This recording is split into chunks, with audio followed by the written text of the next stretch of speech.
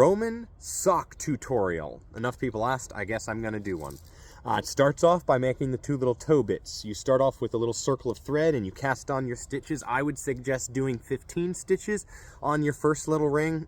I did 10, and that's kind of how I got my weirdly misshapen toe. Anyway, you add your expansions until it gets to the size that you need. I believe Roman socks, rather than doing them all the way around circumferentially, they just did it down the side. You work them both down until the length you need before you join the toes. So you got a little string coming off of each one of these little circular bits. You're working your way around. Then you join like 4 stitches here. That's about what I did.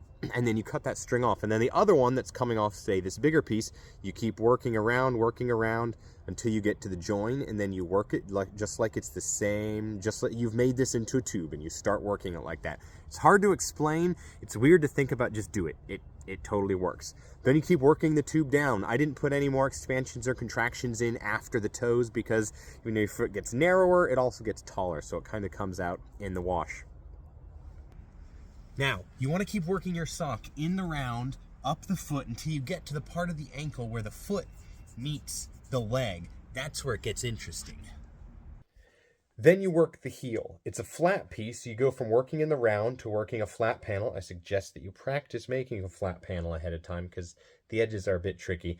You want it about the width of your heel, center it in the bottom. You got to figure out now which is going to be right and which is going to be left.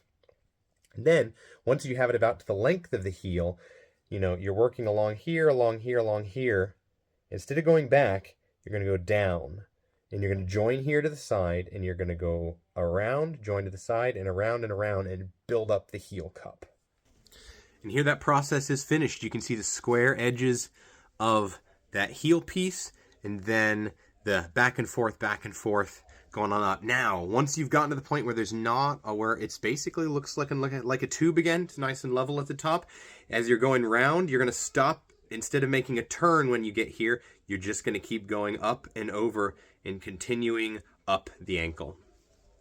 And from that point, the sock is nearly done. So you're raising your vertical tube now, and you can finish it off one of 2 ways. You can just keep going up until you're done. This sock could be done, or a lot of those socks from Roman Egypt have a little slit in the front with ties, which is what I wanted to do. So once you get to a point at which you want to start that slit, you'll be working in the round, and then you'll stop, go back, stop, go back, stop, go back, and you'll build it up again as long as you want. And then once the slit is done and you've tied off your thread, you add your ties, and you're done. That's your Roman sock. I would recommend, it's not that hard to do, so I would recommend doing a couple tests, test out a tube, and also test making a flat piece, just so you know that you understand the structure of Coptic stitch nail binding. And after that, the actual making of the sock isn't really that hard. And I did it without any online tutorials, so you've got a leg up on me. I walked, so now you can run. So yeah, go out and make yourself Roman socks. It's a lot of fun, and it's not very hard, and you'll get so many questions about people as to why you have socks with toes. Cheers.